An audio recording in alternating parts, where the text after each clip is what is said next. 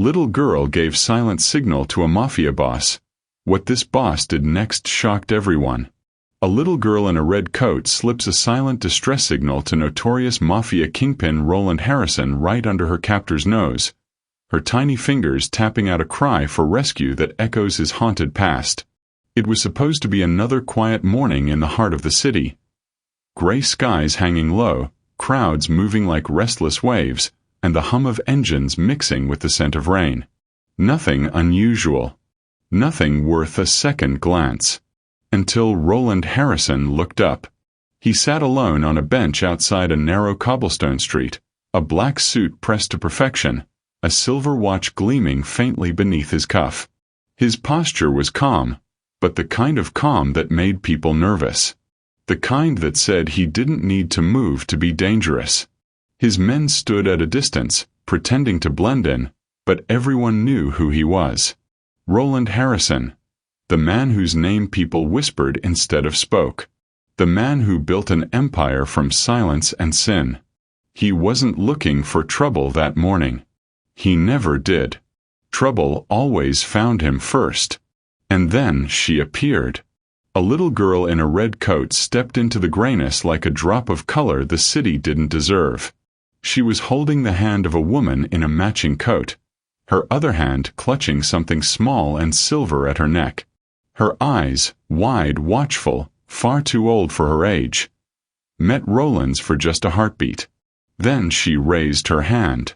Not a wave. Not a child's curiosity. A signal. 1 tap. 2. Pause. 1. Roland's chest went still. That pattern, he'd seen it before. A code whispered through walls, used by hostages who couldn't speak. The kind that meant one thing: help me. He straightened, eyes narrowing. The woman at the girl's side pulled her sharply, forcing a smile that didn't reach her eyes. The girl stumbled, her small fingers trembling as she touched her necklace again. Tap, tap, pause, tap. Roland felt something stir deep beneath the steel he'd spent years building around himself. Not rage. No pity. Something he didn't want to name. His driver noticed the change in his face. Boss. Roland didn't answer. His gaze stayed locked on the woman and the child as they disappeared into the crowd. Follow them. He rose, every movement deliberate, and the street seemed to part for him. Even in silence, people moved out of his way. The city might not have known what was happening, but Roland did. And whatever it was, it had just become his problem. What happened next would shake the underworld to its bones, and change the meaning of power forever. Subscribe if you believe one good act can change a life forever. Before that signal, Roland thought he'd seen everything. Betrayal, blood, loyalty bought and sold like cigarettes. But the truth began long before that morning, in the empire he built from fear, and the one loss he could never bury. The rain had been falling since dawn, steady and cold, washing the streets of New York in a pale silver haze. Inside La Scala, Roland's private restaurant, the air was warm with the scent of bourbon, cigar smoke, and jazz that played low enough to hide secrets. Roland sat at his usual table near the back, untouched drink before him, eyes fixed on the window. He looked like a man at peace. He wasn't. His peace had died 20 years ago with his daughter, Clara. He'd built everything after that. Every deal, every hit, every ounce of fear in her shadow. When the streets whispered his name, he told himself power was the only way to forget pain. But pain had a way of finding its way back. Sometimes in dreams. Sometimes in the eyes of strangers. Sometimes, apparently, in the signal of a little girl in a red coat. Marco, his oldest friend and consigliere, broke the silence. Boss, about that girl. We checked the cameras. The woman she was with. No ID matches. No records, no prints. Roland didn't move. And the man? Nothing yet. But the code she used, that's old. Real old. Used by the Eastern trades. You remember. I remember, Roland said quietly. It was meant for people who couldn't scream. Marco hesitated. Could be coincidence. Roland finally looked at him, and Marco wished he hadn't. Have you ever seen a coincidence that scared you? He stood, adjusting his cufflinks. Find out who she is. And where they went. Marco frowned. You sure you want to get involved in this? Things like that.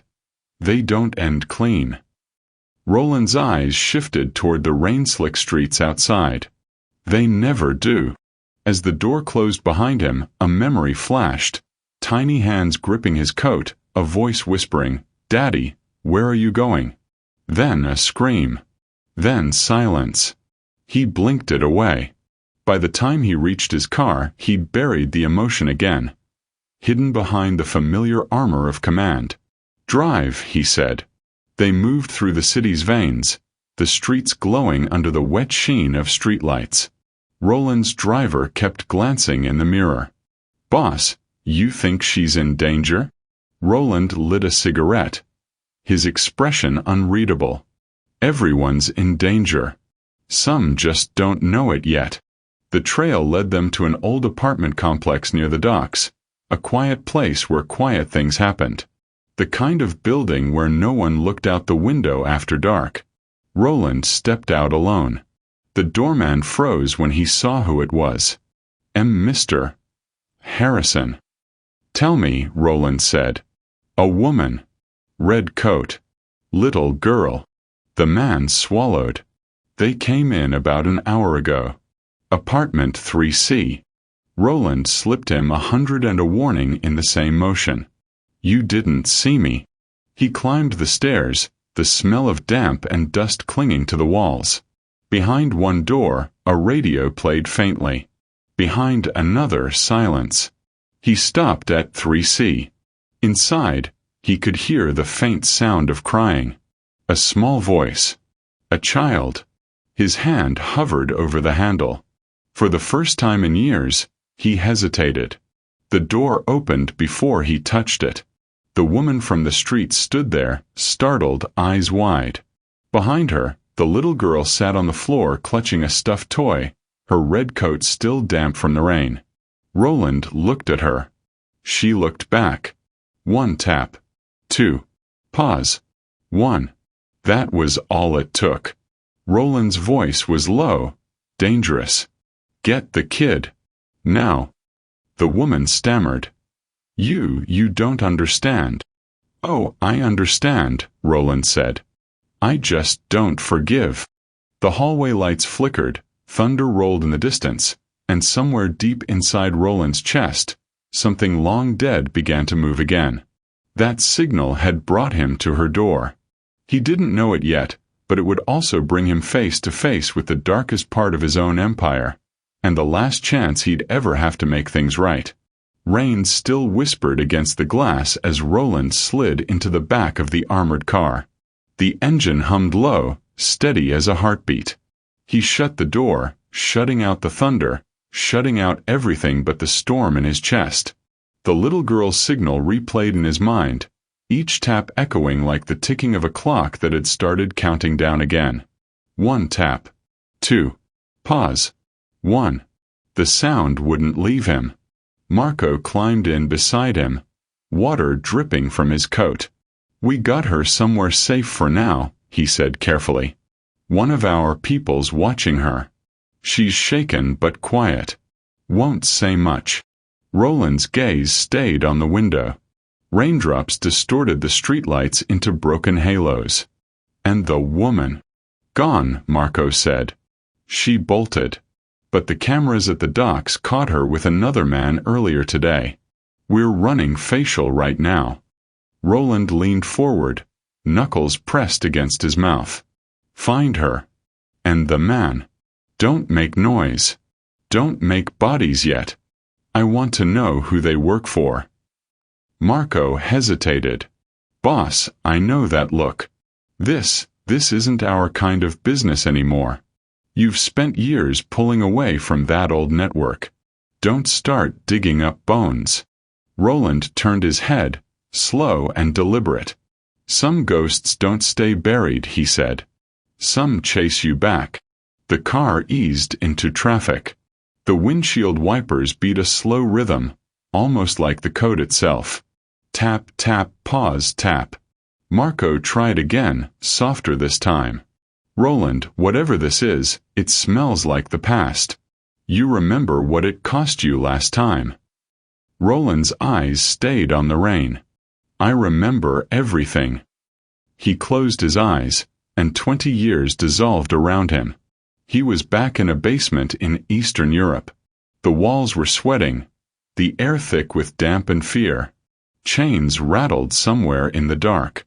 A younger Roland crouched near a flickering bulb, hands bloodied but steady, trying to negotiate a ransom for a captured associate.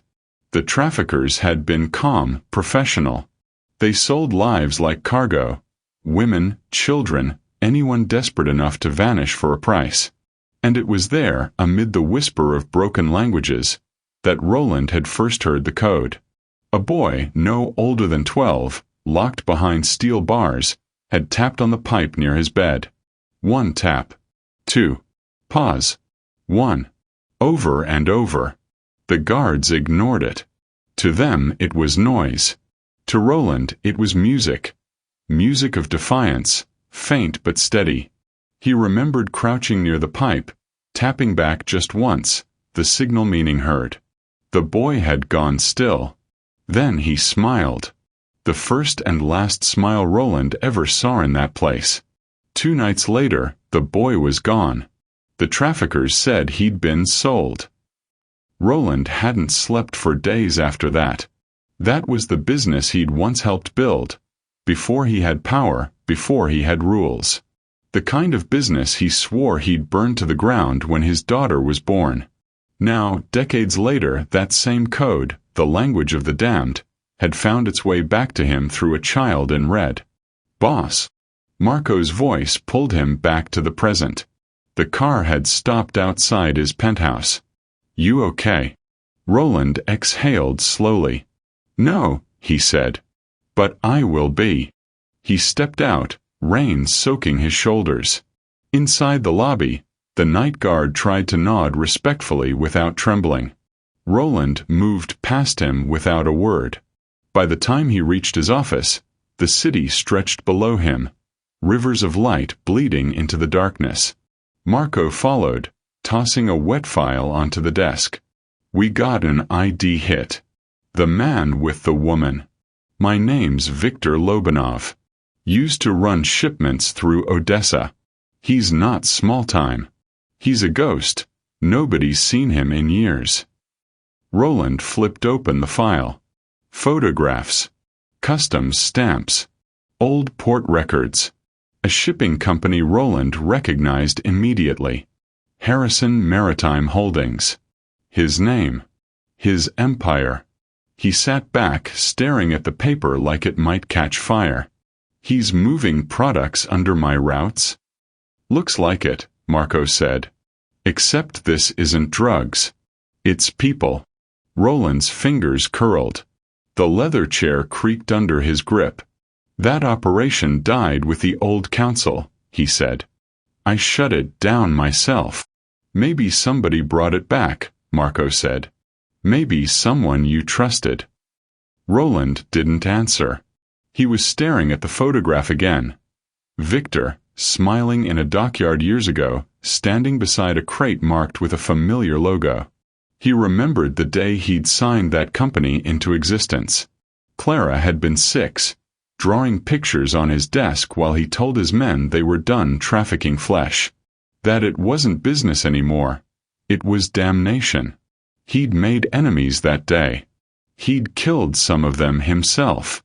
But the trade, it seemed, had never really died. It had gone underground. Deeper. Meaner. And now, a child had used the same signal to cry for help. Get a surveillance team on the woman, he said at last. I want eyes on her every second. No contact, no interference. Marco nodded. And the kid? Roland hesitated. Keep her where she is. Feed her, watch her. Don't let her see a gun. Got it, Marco said. Boss, you sure you want to get this deep again? Roland stared out at the city. She used my past to call for help, he said quietly. So maybe it's time the past earned its keep. Hours later, the surveillance feed came through. Grainy footage flickered across the monitors in Roland's study. The woman in red, now without her coat, moving through a rundown motel on the west side. She wasn't alone. Victor was there. Roland leaned forward as Victor handed her a phone, his movements sharp, commanding. The woman flinched every time he spoke. On the bed behind them, photographs. Dozens of children. Fake passports. Marco whistled under his breath. Jesus. He's running a full chain. Looks like Europe to the States. Kids, families, whatever sells fastest. Roland's voice was low. Using my ports. Yeah. Through secondary shipments. Legit paperwork. False manifests. Someone in customs is on the payroll. Roland said nothing for a long time. Then, call the portmaster. Quietly. Marco hesitated. Roland. Now.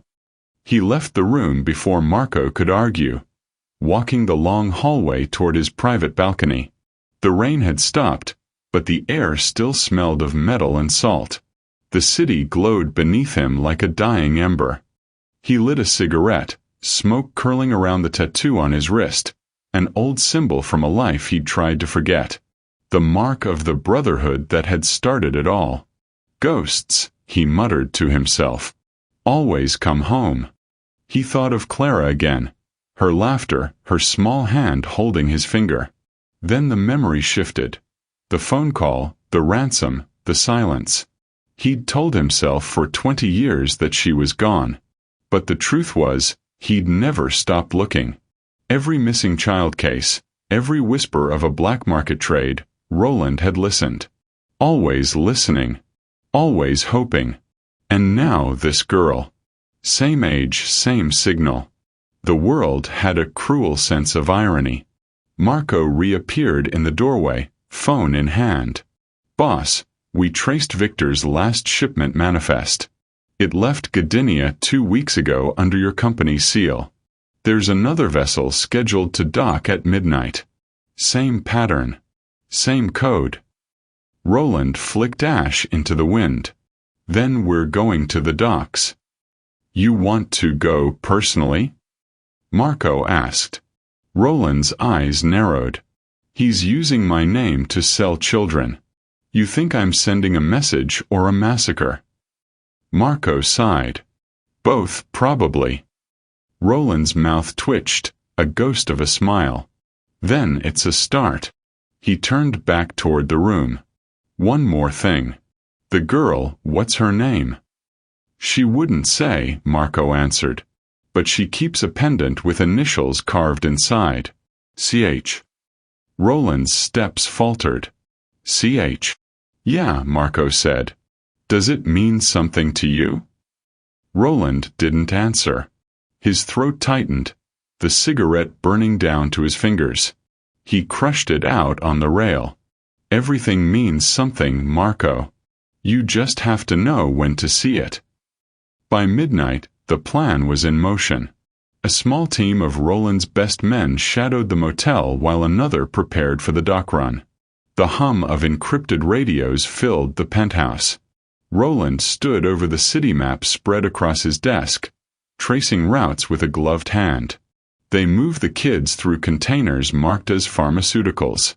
Dock 12 is their drop point. We'll intercept before customs. Marco leaned on the desk. And if Victor's got inside help? Then we find out how deep the rot goes, Roland said. Marco studied him. Boss, this isn't business anymore. It's personal. Roland's voice was quiet but certain. It always was. He looked up at the monitors one last time. The grainy image of the girl, asleep under a blanket, her red coat folded neatly beside her. Her small hand twitched in her sleep, fingers brushing the necklace, tapping faintly against the bedpost. 1 tap. 2. Pause. 1. Roland's jaw clenched. He didn't realize his own hand was drumming the same rhythm on the desk. "Let's move," he said finally. As he walked toward the elevator, Marco followed close behind. "Boss," he said, "you think saving one kid's gonna change what the world thinks of you?" Roland didn't look back. "I don't care what the world thinks," he said, "but maybe it'll change what I think of myself." The elevator doors slid shut. Somewhere deep in the city, thunder rolled again. And in the silence that followed, Roland could almost hear the faint echo of a boy's voice from long ago, tapping through the dark, waiting for someone to listen. This time, Roland was listening. The air in La Scala was thick with cigar smoke and low jazz, the kind that hummed through the gold-lit haze like a secret too dangerous to say out loud. Every surface gleamed, the polished mahogany bar, the brass sconces, the wine glasses that caught the light and threw it back like broken glass. Roland Harrison sat in his usual place near the back, a quiet corner with a view of the entire room. His table was untouched, bourbon half poured, dinner uneaten. To anyone watching, he looked calm. Only those who knew him well enough could see the storm behind his eyes. Marco stood beside him, pretending to check his watch. "They're here," he murmured. Roland didn't look up. "Bring them in." The front doors opened, and the trio stepped inside. The woman in red, the little girl, and the man who'd been running under Victor's name. The maitre d', sweating despite the cool air, led them to a table at the center of the restaurant. The woman's smile was nervous, too rehearsed. The man scanned the room once, twice, not realizing whose den he'd just walked into. Roland leaned back, studying them from the shadows. The girl's red coat was gone, replaced by a pale dress that made her look even smaller, even more breakable. Her eyes flicked around the room until they found him. And when they did, she froze. Roland didn't move. He simply held her gaze. Then she did it again. Her fingers brushed the edge of the table once. Twice. Pause. Once. The same signal. But this time it was quicker. Sharper. A desperate rhythm. Marco saw it too. He leaned down, voice low. "Boss, that's the code. The same one. She's saying help me." Roland's bourbon sat untouched.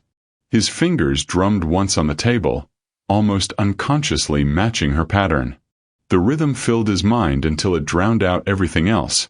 The music, the chatter, the laughter of men who didn't know death was sitting at the corner table watching them eat. He stood up. Slowly. The motion was small, but it changed the air in the room. Conversations faltered. Glasses stopped midair. Even the band's saxophonist glanced up, unsure why his stomach suddenly felt like ice.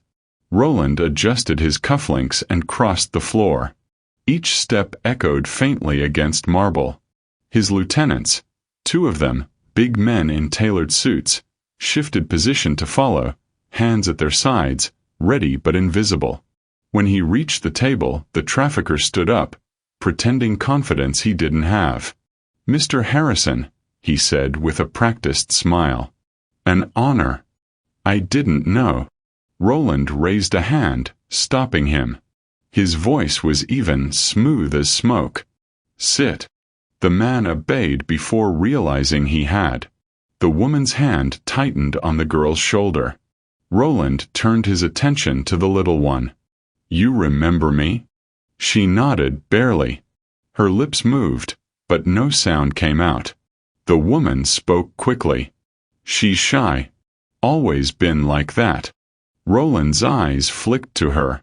"What's her name?" "Clara," the woman said. The name hit him like a blade slipped between ribs. He hid the reaction behind a slow breath. "Clara," he repeated softly, as if testing whether the word still hurt. It did. He looked back at the man. "You her father?" The man hesitated, then forced a grin. Uncle. Her mother's not around. Are you sure about that? Roland's voice was quiet, but the table seemed to shrink under it. The trafficker laughed nervously. Of course. Why would I lie? Roland stared at him for a long time, the kind of stare that scraped the truth out of people without a single word. The man fidgeted. Sweat pooled under his collar. Finally, Roland pulled out a chair and sat down. Then let's eat. The waiter appeared instantly, trembling as he poured wine. Roland waved him off. Leave the bottle. The girl's eyes were wide now. Her small hands twisted together in her lap, white-knuckled. The woman whispered something to her, but the child didn't move. She just kept glancing toward Roland, like she was waiting for him to do something, anything. Marco appeared behind him, murmuring near his ear. The back team confirms it, boss. That's Victor. No doubt. Roland didn't turn. Keep the exit sealed. Marco nodded once and melted back into the crowd. Roland took the wine glass in front of him and rolled it between his fingers. Tell me, Victor, he said casually. What brings you to my city? Victor swallowed. Business. Shipping. You know how it is. Do I? Roland asked. The man gave a forced chuckle. Well, I hope so. You built this city, Mr. Harrison. I just move a few crates. Roland leaned forward. Crates full of what? Victor froze. The woman's hand twitched. The little girl's eyes darted to Roland again. Tap, tap, pause, tap. Roland set his glass down. You keep doing that, he said softly, looking at her. Why? Victor turned sharply. She's got a nervous tic, that's all. Roland ignored him. Clara, he said, still watching the girl. That's your name. The girl nodded. Her voice was barely a whisper. Yes, sir. You know who I am. She hesitated. She said, You help people. The words hung in the air like a gunshot. The woman went pale. Victor's face hardened. She's just a kid, he said. Doesn't know what she's saying. Roland's gaze shifted to him, and for the first time, his voice dropped its calm. Then maybe you should teach her to lie better. He stood, slow and deliberate, and the sound of his chair scraping the marble floor made everyone in the restaurant stop breathing. Marco, Roland called quietly. The lieutenant appeared beside him instantly. Lock the doors.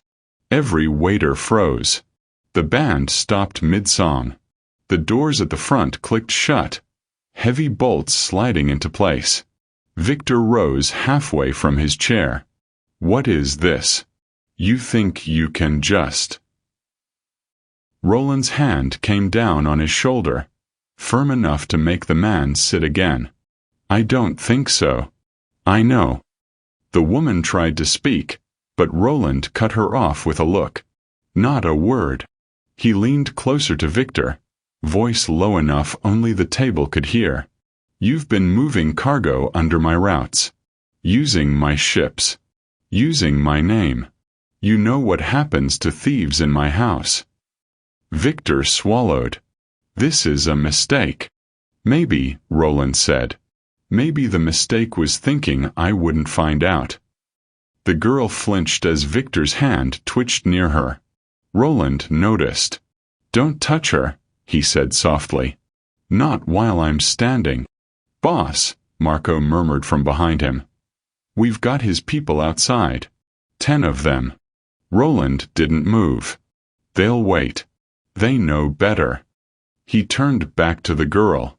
Clara, he said again. You want to tell me the truth? She looked at him, tears trembling on her lashes. He said we were going home, she whispered. But, we're not going home, are we? Roland's throat tightened. The restaurant around him blurred for a heartbeat. The lights, the faces, all fading into the memory of another little girl saying goodbye at a car door 20 years ago. "Daddy, where are you going?" He blinked, and the moment passed. "Marco," he said. "Get her out of here. Now." Victor shot to his feet. "You can't take her." Roland's hand closed around his collar, pulling him close enough to feel the whisper of danger in his voice.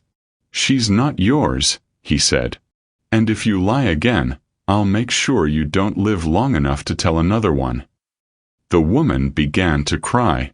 The child clung to Marco's coat as he guided her away, trembling. Roland released Victor with a shove. The man fell back into his chair, breathing hard. Roland straightened his jacket. "We're going to have a conversation," he said quietly. "And when it's over, you're going to tell me every name, every route, every ship. Because if you don't—" He paused, his tone soft as velvet. "You won't even have time to pray." The lights flickered once.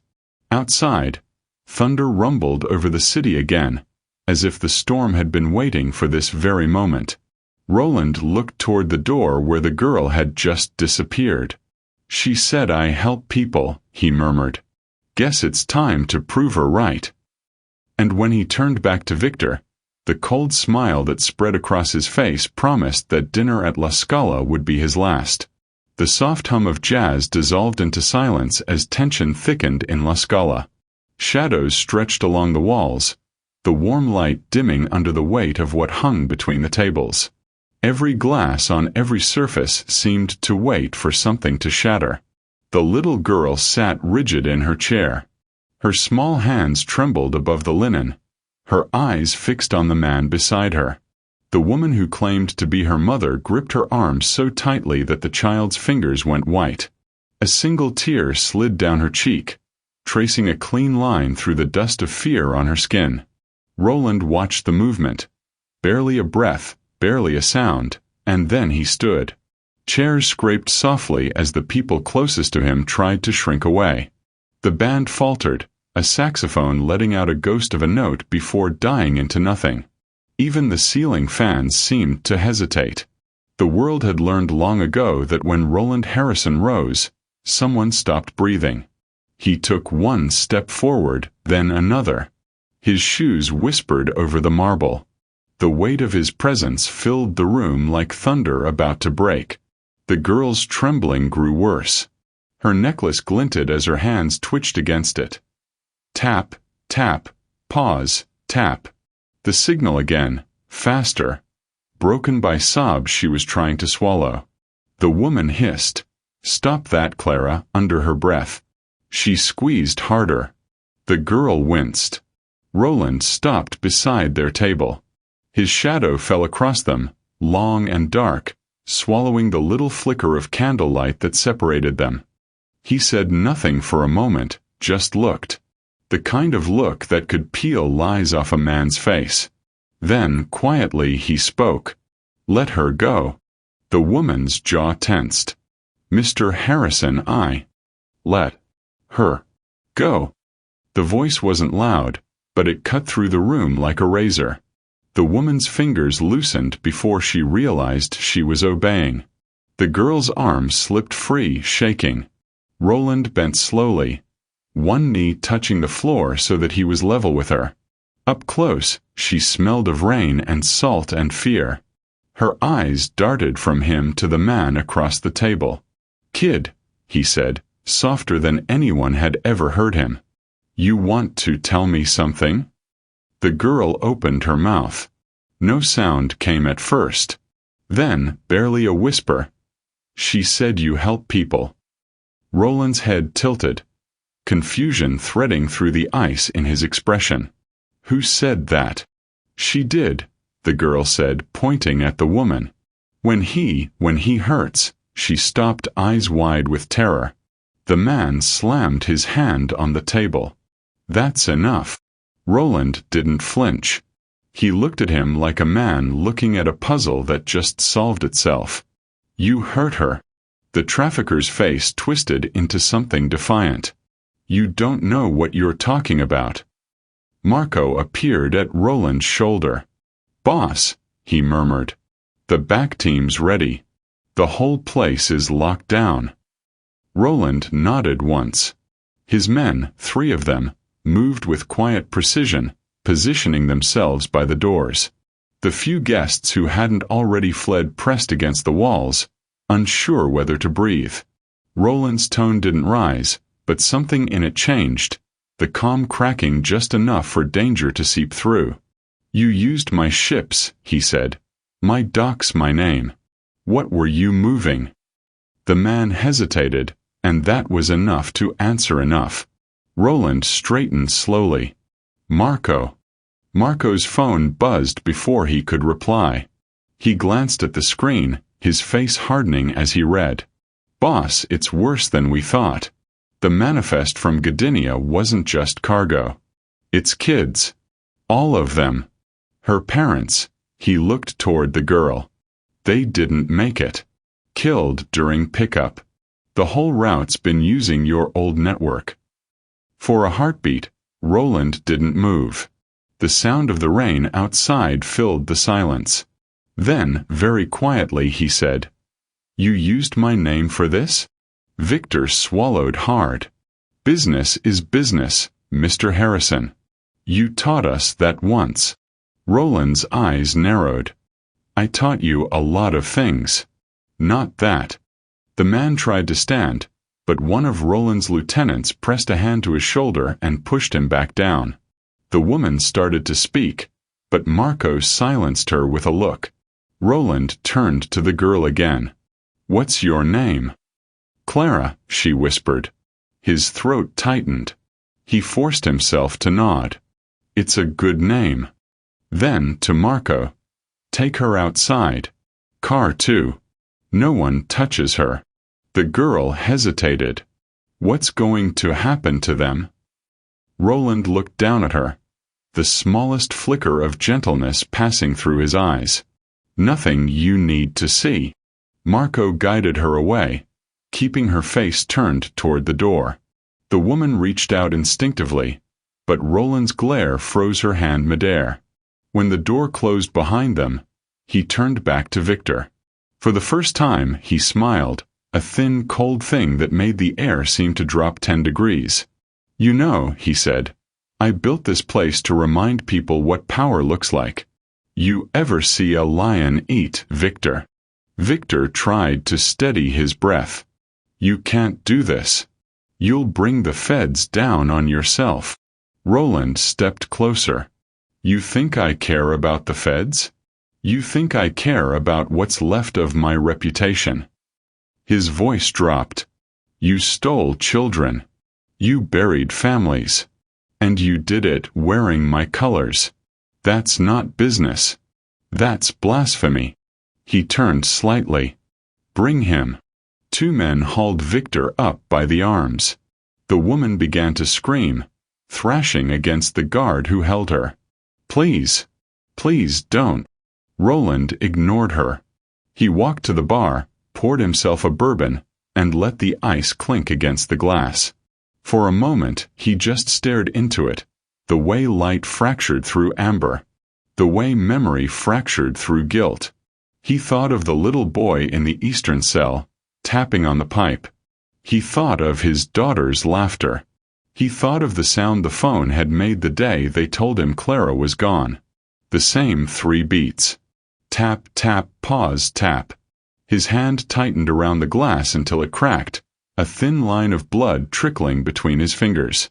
He set it down and turned back to Victor. "Take them downstairs," he said quietly. "Find out who else is in this chain." His men began to drag Victor toward the private stairs that led to the old wine cellar, a place that hadn't stored wine in years. But before they reached the door, a sound stopped him. A cry. The girl's cry. It came faintly from the hall, trembling, afraid, and it sliced through Roland like a blade. He looked toward the door. Marco stood there, one hand on the child's shoulder, eyes uncertain. "Boss," Marco said. She heard. "She's scared." Roland stared for a long moment, then nodded once. Let her wait in the car. And Marco. Yeah. Roland exhaled. No more in front of her. Marco hesitated, understanding dawning. You sure? Roland's gaze didn't waver. Not this time. He turned back to the cellar door. His men waited tense, expecting the usual command. But it didn't come. Instead, Roland walked past them, stopping just long enough to look Victor in the eye. You're going to tell me every name, every route, every man who touched this business. And then you're going to disappear. But not the way you think. Victor sneered through the blood on his lip. You can't clean the world, Roland. You built it dirty. Roland's expression didn't change. Maybe. But I can make sure it remembers who dirted it next. He motioned to his men. Get him out of my sight. They dragged Victor and the woman toward the back, their screams muffled by the heavy doors. Roland stayed where he was, listening to the footsteps fade down the stairs.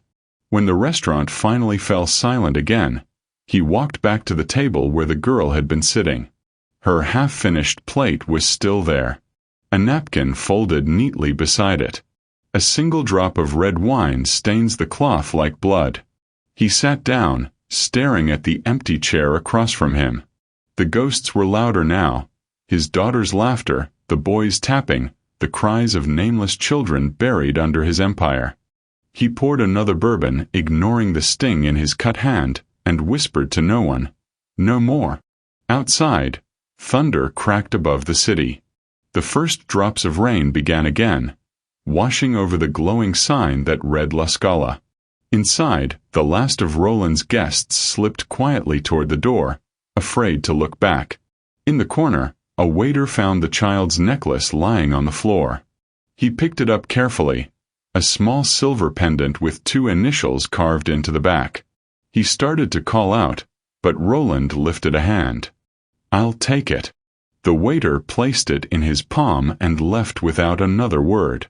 Roland turned the pendant over between his fingers.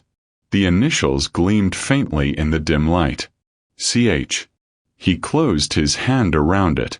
The metal bit into his skin, sharp enough to draw a line of blood. He looked toward the door where the girl had gone. You said I help people, he murmured. Let's see if that's still true. He stood and walked out into the rain, leaving the bourbon half empty on the table and the ghosts of La Scala whispering in the dark behind him. The city outside Roland's penthouse was drowning in rain. Sheets of water slid down the windows like ghosts trying to claw their way in, each drop reflecting fragments of the skyline. Inside, only a single lamp burned, low, amber, and soft against the dark. Roland sat alone at his desk, sleeves rolled to his forearms, a tumbler of bourbon forgotten beside a worn photograph. He wasn't looking at the city tonight. He was looking at her. Clara. Her smile still had the power to break him. In the photo, she was 7, missing a tooth, hair tied in ribbons she'd insisted on doing herself. Her eyes were his eyes, only brighter, untouched by the kind of world that had made him. He brushed a thumb over her cheek, and for the first time in years, his hand trembled. It wasn't just grief this time. It was recognition. The little girl from La Scala, her trembling hands, her wide stare, had carried those same eyes. The same name. Clara. It wasn't just a coincidence. It was a curse repeating itself, a wound the world had decided he wasn't done paying for. The thunder outside rumbled like distant artillery. His mind slipped backward, unbidden, into the night everything ended. He had been younger, meaner, still raw from clawing his way to power. The men who'd hated him wanted to take more than his life. They wanted his soul. So they took her. He'd been in a warehouse deal when the call came, a voice rasping over the phone. Now you know how it feels to lose something innocent. They'd never found her body. No ransom, no trail. Just the silence. And silence, he'd learned, could drive a man mad. That was the night he'd started building his empire. Not for wealth, not for glory, but to drown the noise of her absence. Every deal, every body buried, every city bent under his name had been mortar for a wall meant to keep memory out. And now, 20 years later, the wall was cracking. A small girl's cry had found the hole. He poured the bourbon, but didn't drink it. He stared through it, the light refracting in broken gold lines. "You came back," he murmured to the empty room. "Different face, same eyes. You really came back." The door opened behind him. Marco's reflection appeared in the glass, dripping from the storm, a folder under his arm. "Boss," he said quietly, "you should get some sleep." Roland didn't turn. "Sleep's for the innocent." Marco sighed. "Then we're all insomniacs." Roland finally looked over. "You found them." Marco stepped closer, setting the folder on the desk. "Some of them. Not all. Victor's people are talking, though. Enough to see the picture." Roland flipped the file open. Photographs. Names. Bank routes. He scanned them slowly, face unreadable. "This isn't just trafficking," Marco said. "It's internal. A ring inside your own ports. Captains, accountants, even some of the security heads. Half of these guys worked for you a decade ago." Roland leaned back, jaw tight. "The Mafia within the Mafia." "Yeah," Marco said. "And if we go after them, we go after ourselves." Roland looked up at him. "You afraid, Marco?" "Only ghosts," he said. "And this feels like one. A big one. You start cutting into our own network, you'll light fires we can't put out. There'll be blood in the boardroom and not all of it theirs." Roland picked up the photo of his daughter again, holding it in his hand like proof of something he'd almost forgotten. "You ever wonder what happens when you stop fearing fire?" Marco frowned.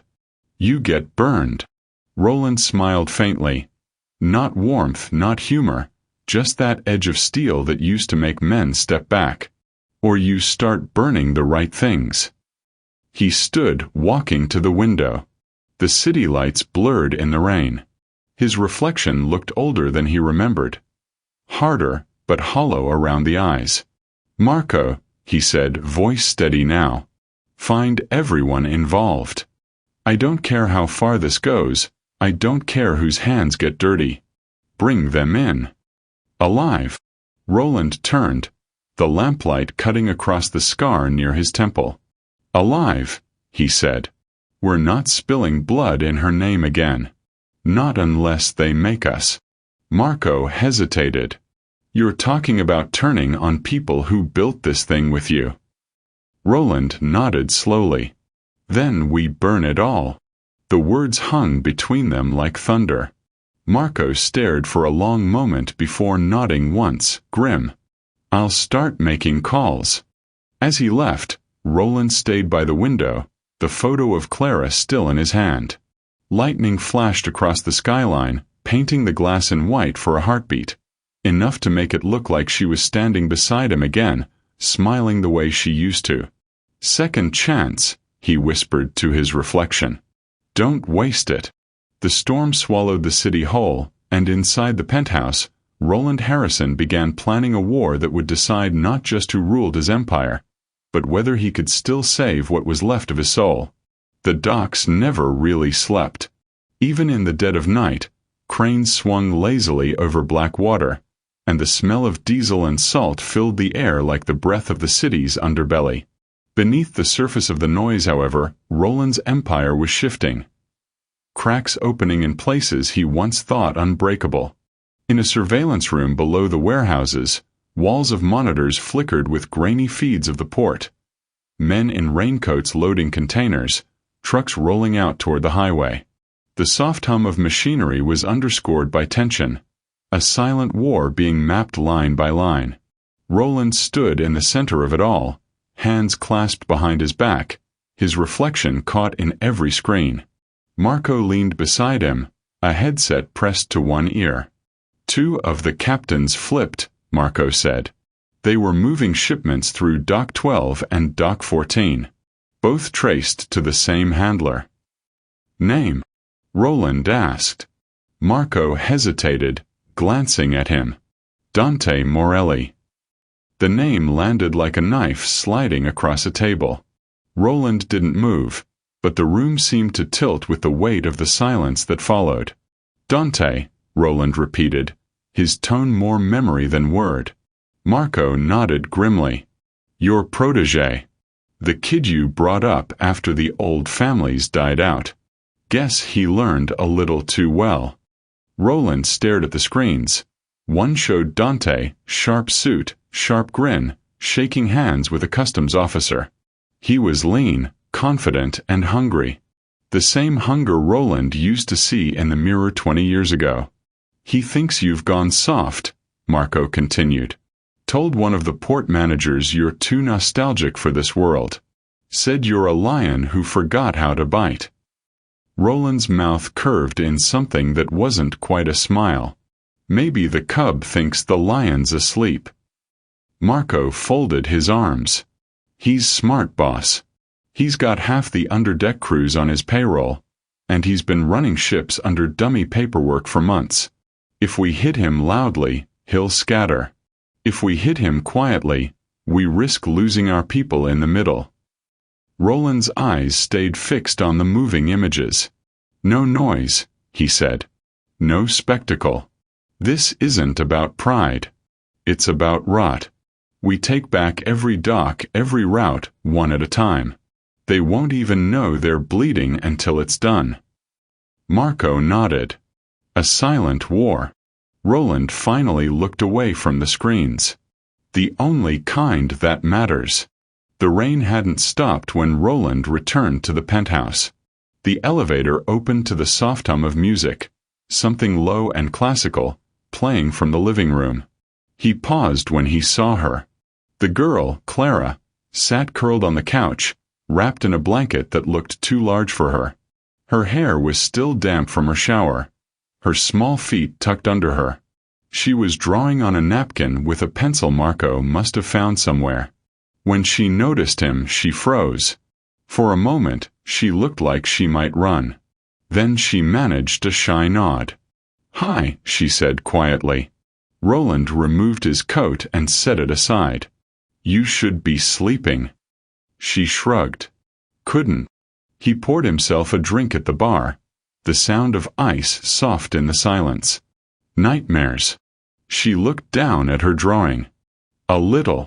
"What are you drawing?" he asked. She hesitated, then held it up. The sketch was rough but recognizable. A man in a suit, standing beside a big dog. Above them, she had written 2 letters in careful block handwriting. M.R. Roland's brow furrowed. "Mr. R. That's what I call you," she said, half smiling. "It sounds nicer than Mr. Harrison." He stared at the drawing for a long moment before setting his glass aside. "Mr. R," he repeated softly, as if the name belonged to someone else entirely. "Marco says you used to help people," she said suddenly. "Is that true?" Roland exhaled slowly. "Once. A long time ago. Why'd you stop?" He looked at her, this fragile thing who had already seen too much, who sat in the middle of all his sins and still believed he could help. For a moment, the silence pressed too close. "Because sometimes," he said finally, "when you fight monsters, you start to sound like them." Clara's small voice broke the quiet. "But you don't sound like one." He turned away, because he couldn't bear to see the hope in her eyes. Downstairs, the war had already begun. Roland's men moved through the warehouses like shadows. Files confiscated, bank accounts frozen, captains confronted in offices they thought were safe. Each report came back to the penthouse in pieces. Another dock reclaimed, another lieutenant turned or vanished. But the deeper they dug, the clearer it became that Dante's network wasn't just greed. It was betrayal wrapped in loyalty, the reflection of everything Roland had once taught. Marco came in 2 nights later, tired and soaked, tossing a wet folder onto the table. You were right. Dante's been using your old codes, even your encryption patterns. He built this out of your bones. Roland didn't look up from his desk. So he's my mirror. Marco frowned. He's worse. He's you without guilt. Roland leaned back in his chair, the weight of that truth pressing into his shoulders. That's not much of a compliment. It's a warning, Marco said. You go after him, you're going to war with yourself. The men who still believe in him are the same ones who once swore by you. You tear him down, you tear down what's left of your legacy. Roland stared at the rain beating against the windows. The city lights shimmered like false promises. Legacy doesn't matter if it's built on lies. He stood, picking up the drawing Clara had left on the bar. The man and the dog stared back at him in pencil and hope. He folded it carefully, sliding it into his jacket pocket. Send a message to Dante, he said. Marco raised a brow. What kind? Roland's voice was calm, almost kind. The kind that doesn't need words. Marco nodded. And if he fires back? Roland looked at the window again, where his reflection wavered in the glass. Older, harder, half man, half shadow. For the first time, he didn't know which side of the glass he belonged on. Then he'll see, Roland said, that the lion remembers how to bite. He turned toward the city, the rain blurring the skyline into something ghostly. His empire might have been built on lies, but before the night was over, he would remind them all whose name had founded it, and whose conscience might yet redeem it. The storm rolled in heavy, black, and endless, the kind that made the sky feel close enough to crush the sea. Lightning split the night, throwing brief flashes of white over the rusted skeletons of cranes and the endless rows of cargo containers stacked like tombs. Roland Harrison stood at the edge of the pier, his coat whipping in the wind, eyes locked on the warehouse at the far end. Beneath the roar of the storm, he could hear the faint hum of engines, the metallic rattle of chains. It wasn't business tonight. It was judgment. Marco's voice crackled through the earpiece. Boss, we've confirmed. Dante's inside. The trucks are loaded. Shipment leaves in 10 minutes. Roland's answer was quiet, steady. Not tonight. He raised his hand. Shadows moved behind him. His men fanning out across the dock, weapons glinting under flashes of lightning. The air smelled of oil, salt, and something fouler, the stench of betrayal. Then, like a fuse finally reaching its end, the night exploded. Gunfire cracked through the rain. Men shouted, ducked behind crates. The thunder swallowed the sound of screams. One of Dante's trucks burst into flames as a grenade rolled beneath its wheels, the explosion sending fire curling across the wet concrete. Roland advanced through the chaos unflinching. Bullets sparked off the metal beside him, but his stride never broke. Marco followed close, barking orders. Sweep left. Cover the side doors. As Roland pushed toward the warehouse doors, he kicked them open. Inside, the world narrowed to horror. Cages lined the walls, stacked too high, small faces pressed against the bars. Children, soaked, shivering, eyes hollow. The smell of fear hung thick in the air. Roland froze. For a moment, the years fell away, and he saw another little girl, his Clara, reaching for him from a place he could never reach. Then his voice broke the silence. Low. Deadly. Controlled. No one touches the kids. They go home. His men moved instantly, cutting locks, tearing open cages. Little hands clung to them, unsure if they'd been saved or stolen again. From the far end of the warehouse, a voice cut through the rain. You really have changed, old man. Dante stepped from the shadows, gun in hand, soaked to the bone but grinning. He looked every bit the heir Roland once believed he'd needed. Sharp, ruthless, without a trace of doubt. You used to run this city like a god, Dante said, circling him. Now look at you. Playing savior. Rescuing orphans from the business you built. You've gone soft. Roland didn't blink. Maybe. He stepped forward, closing the distance between them until Dante's grin faltered. But softness saves lives. Yours included. Dante's finger tightened on the trigger, but he never fired. Roland moved faster than thought, disarming him with one motion, the gun spinning across the wet floor. He pinned Dante against a container, eyes burning.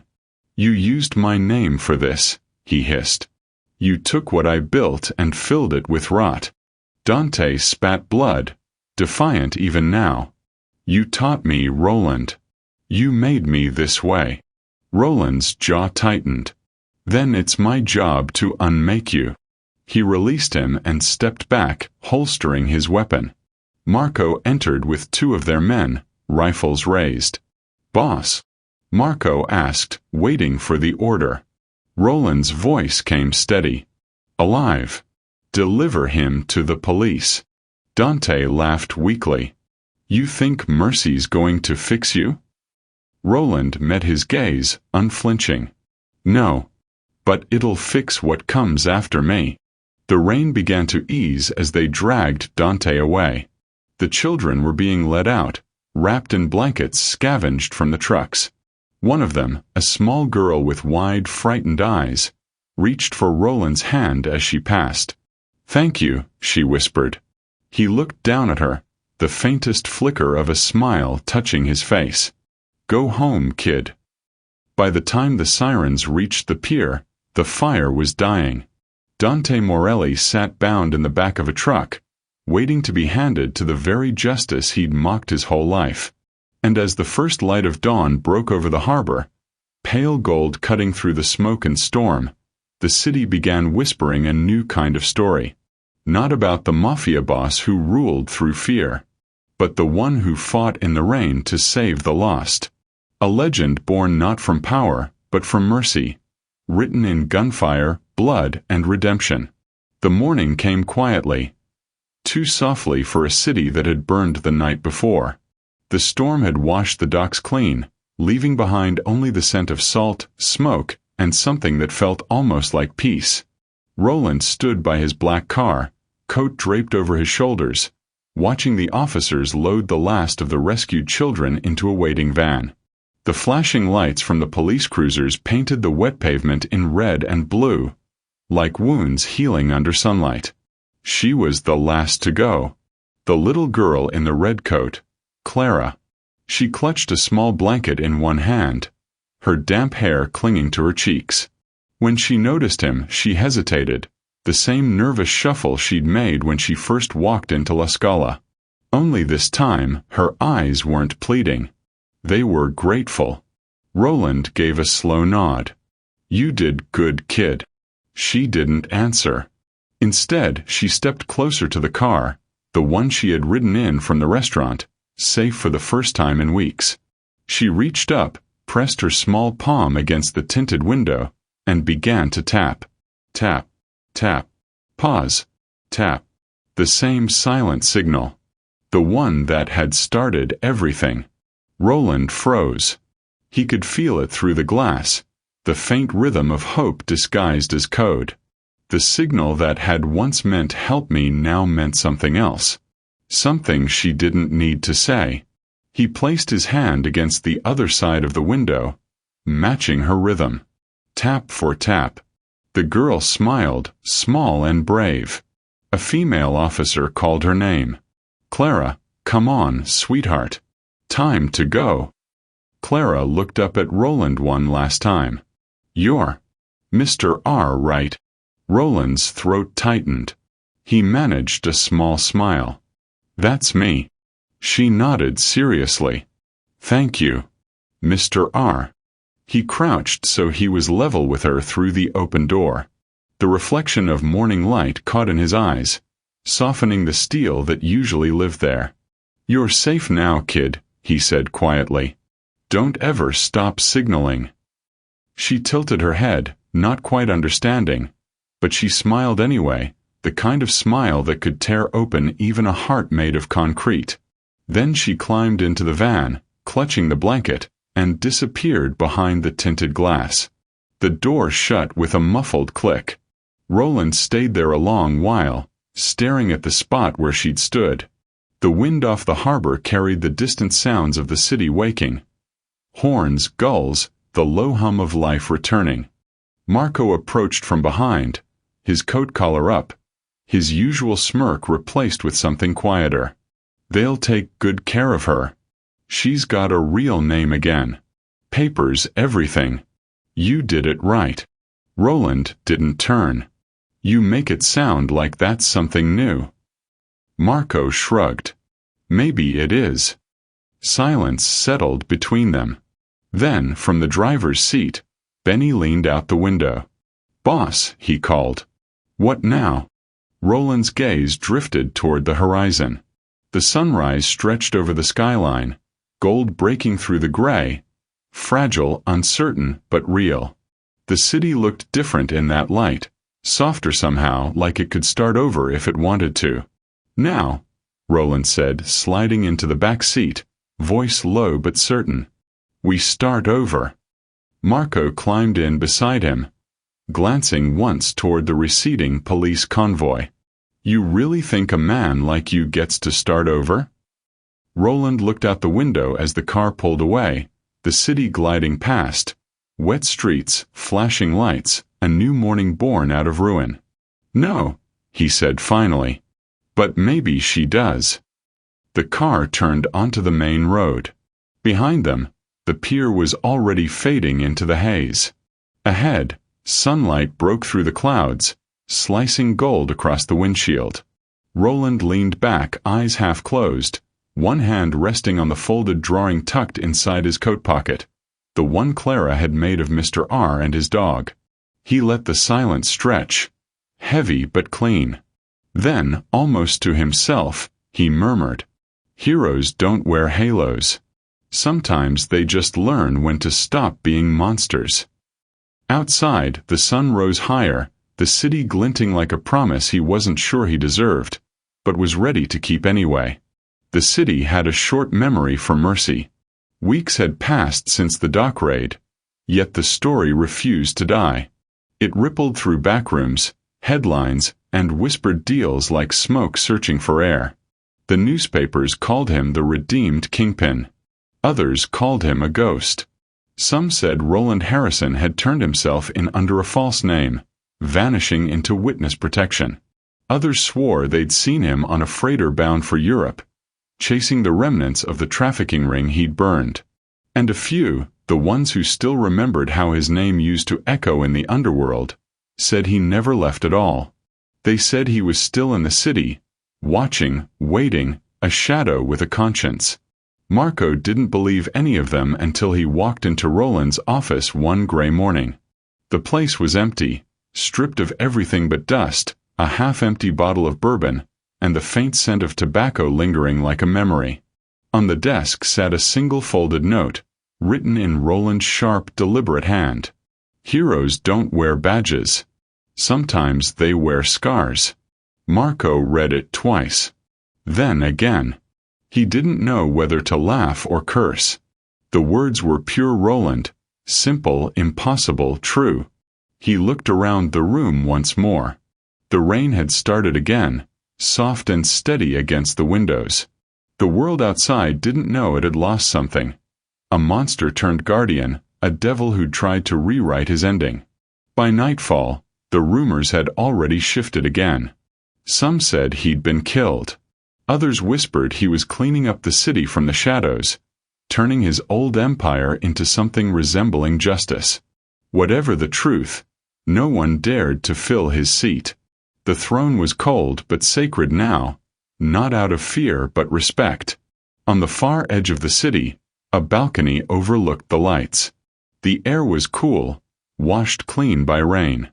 Roland stood there alone, his coat collar turned up against the wind, cigarette glowing faintly between two fingers. Below him, the streets pulsed with life. Cabs, music, the heartbeat of a city too stubborn to sleep. He exhaled smoke and silence in equal measure. The scars on his hands caught the light, reminders of the world he'd built, the one he'd nearly destroyed, the one he'd finally tried to save. Then he heard it. A sound beneath the hum of traffic. Soft, distant, but unmistakable. Tap, tap, pause, tap. Roland froze. A slow smile ghosted across his face. "Still listening, kid," he murmured. The cigarette burned low, ember flickering against the wind before falling into the darkness below. Above him, the city stretched endlessly, bright and alive.